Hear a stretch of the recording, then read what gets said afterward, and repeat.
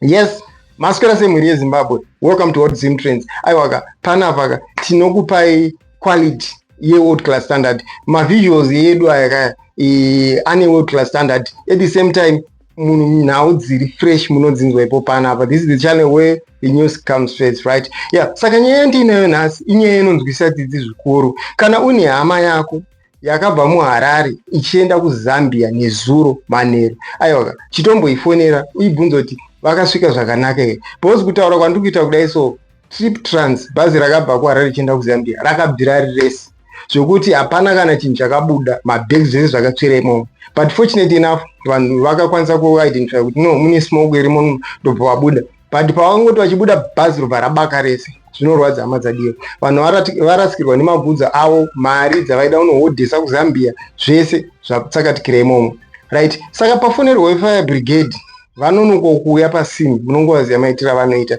ende zvokuti vanhu vakutaura kuti no, dai varegedza zvavo kuya, because pavatozosvika bhazi ringe ratopa kadi zvokuti zvinhu zvisizvinge zvacho.